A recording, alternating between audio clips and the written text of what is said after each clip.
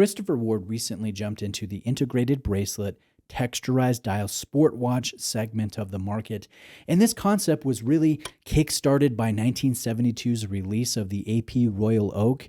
Gerald Genta did not invent the segment, but this designer certainly contributed with designing multiple models that vastly affected the popularity of this genre. And I'm talking about the Royal Oak, the Nautilus, the Oyster Quartz, and the Ingenieur, to name a few from Genta. And then Hublot, Piaget, Girard Perregaux, Vacheron Constantin, Zenith, and other brands jumped into the hype of this specific style. And today there are scores of brands and models that offer something pretty similar. A sports case with some water resistance, usually done in stainless steel, an integrated bracelet, and a texturized, colorful dial with blue usually being the most popular. I have to admit, I love this concept. This style makes for a comfortable, versatile sport watch that has above average wrist presence and light play just due to the bracelet style and the dial details. And until recently, there really wasn't a good affordable option. If collectors wanted above average details and finishing in this style, they had to spend thousands of dollars.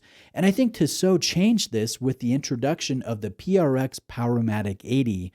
But as good as that model is, and I am a big fan of that model, I think it is still lacking in some refinement in various areas.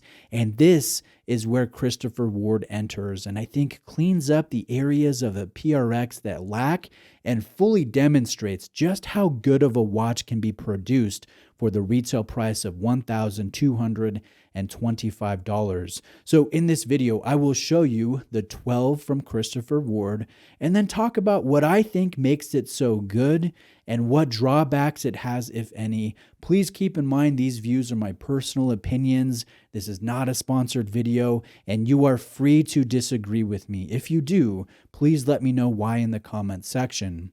Now again, this is the 40mm 12 from Christopher Ward with a glacier blue dial.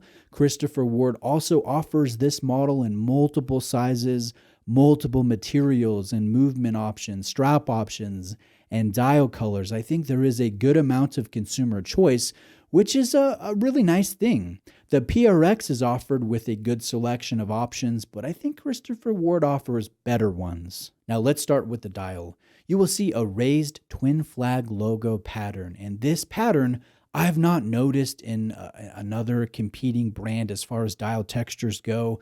I think this looks very sharp. It passes the eye test under high levels of magnification. And from a distance, it almost looks like a carbon fiber weave print, but the nuances really stand out once you take a closer look. The markers are large, angled, and well finished. They very much remind me of how the Omega Aquaterra applied markers look. I think these are equally as dimensional, though not quite as expertly finished, and I think that's to be expected. This is a roughly $1,000 priced watch, and not one that costs 5 times more like the Omega. So the fact that I'm even comparing the two is a compliment to Christopher Ward. Now there is an applied twin flag logo, which is brushed. The hands are long and have a bi-finish application of brushing and polishing. The date wheel is placed at the 6 o'clock position and has a perfectly colored matched date wheel. I think this is nice attention to detail. The loom is SLN X1 BLC1. It's very potent. It has a lovely cyan blue look in low light conditions, and I would say it is one of the strengths of the watch. Now let's talk about the fit and the finish, because this is where Christopher Ward really takes a step up in overall execution. I think the finishing is excellent. It is especially noticeable on this brushed bracelet, this linear tapering bracelet. I love the chamfer lines and the hint of polish finish. This reflects light from multiple linear surfaces, and I think that just looks amazing, especially out to natural light. And if you run your finger over the links, it feels silky smooth, no abrupt or uncomfortable edges. Now, another positive feature is the overall dimensions, and this is probably the single largest complaint that enthusiasts have with the PRX. That watch feels a little too large or a little too dominant wearing, And this Christopher Ward is thin, it's comfortable, and the lug-to-lug distance is only 44.5 millimeters, which will be smaller than most watches. Watches with integrated bracelets usually just wear a little larger than the dimensions indicate, but this one feels true to size. Note how the case edges angle back from the side profile here, and that will allow for a full range of bracelet articulation. I think this is just a very comfortable watch to wear. And for reference, my wrist size is 7.25 inches in circumference. If 40 millimeters is a little too large for your liking, Christopher Ward will also offer this watch in 36 millimeter. And then they also make a titanium 40, which is a little bit thinner and obviously lighter. Now, rounding out the details of the watch are a signed thread down style crown, 100 meters of water resistance, a flat sapphire crystal, and a good application of anti-reflective treatment. And then there will be 3 different finishes on this faceted bezel that sits on a plinth. Note the polished, brushed, and blasted areas. I think this looks really nice. But let's summarize the model here. This is a Swiss-made watch with ideal sizing, above average details, a very powerful wrist presence, and there are a good amount of factory options so you can find a model that is suited to your style. This comes with a 5-year warranty and a nice bamboo wood presentation box.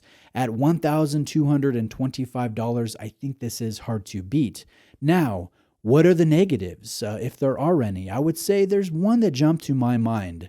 Within this case is the trusty SW200-1 movement. It's tastefully finished, easily serviced, and it will be visible behind a display case back. Ordinarily, I don't knock this movement when it is placed in an affordable or a mid-level watch. However, the accuracy specs with this are plus or minus 20 seconds per day, which is a pretty wide variance. This press example was running at plus 5 seconds per day, which I think is really good.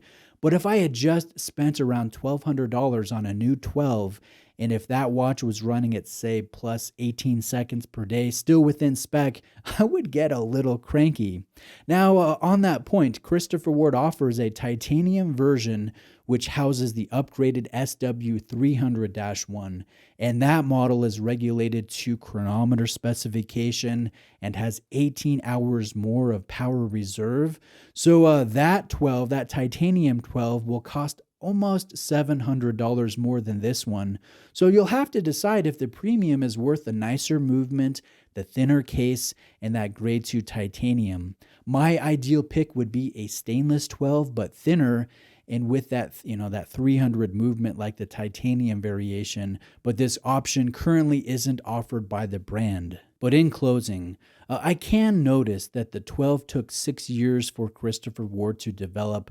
I think the brand took their time, they did things right, and the end result is a very strong release that is tough to beat for the price. I do think that this is worth passing over a PRX Powermatic 80 if the budget permits and spending a little bit more on a 12. I think this is a noticeably nicer watch, more comfortable, better details. I think this is one of the top 3 watches that Christopher Ward currently makes. And if you're interested, I will be doing a video where I showcase what I think are Christopher Ward's top watches, and that will have this 12, a Bel Canto, and then my recent purchase, the C1 Moonphase Aventurine dial. So let me know if you have any questions. I will respond to you in the comment section. All links to Christopher Ward will be below. And if you enjoyed this presentation, if you liked this video, please leave me a like. And if you would like to see more content like this and help me grow and channel reach, please subscribe. Thank you.